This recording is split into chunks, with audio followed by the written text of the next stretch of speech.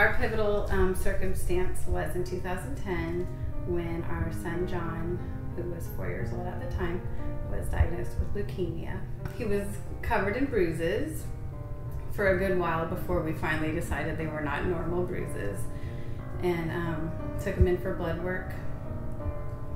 And the day we got all the phone calls from the blood work, we were coming home. John and I were coming home from the gym. You were in Durham. Yeah, on the training. At a meeting. Everything was weird that day. And John wanted to go outside and play. And I'm saying, hold on a second. And I have like 4 different messages, and they're all just coming in at once saying, he needs to come to Duke right now. The pediatrician called. Duke needs him there right now. And it was, everything changed that second. They took some blood and just started, we had to wait around for a while.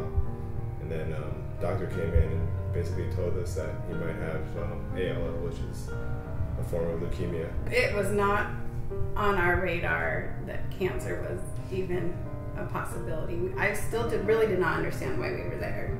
Like, I didn't think when we got there, I thought we'd come home that night with some weird medicine or something, but we stayed there for a month.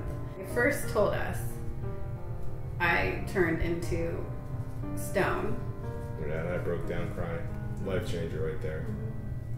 I mean, I just kept praying, take it away, and make him whole and make him healthy, take it away. Like, I just kept saying, take it away.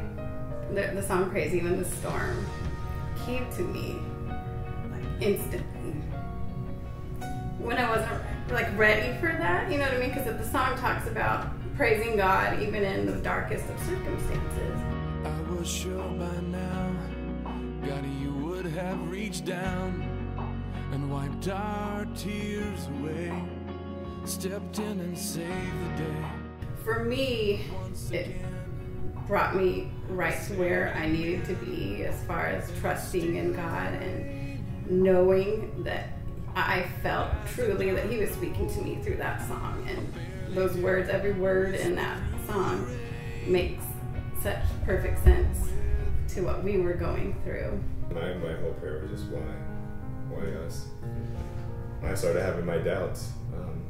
It was really difficult just to have to face just asking him why would you do this to us? The first month was not real. We had Easter at the hospital. Yeah. We had an Easter egg hunt in the little gardens at two. Oh my gosh. Just trying to make life as normal as possible for him. The summer was pretty rough because of all the medicine. Yeah, he was on a lot of. And he had no hair. Yeah, his hair. So we had to keep protecting his hair at the pool and stuff. Yeah. So yeah, he's on chemo every day. Some days more than one chemo.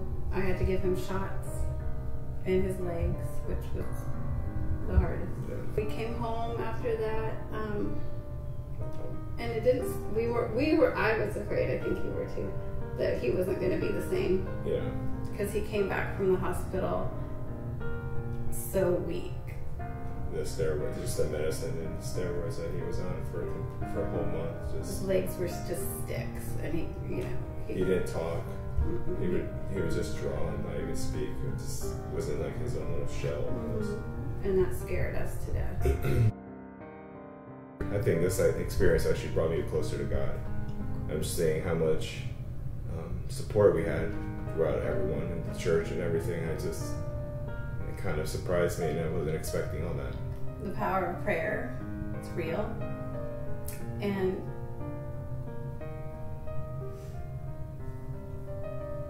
how neat it is to see John know that. Like, John knows it.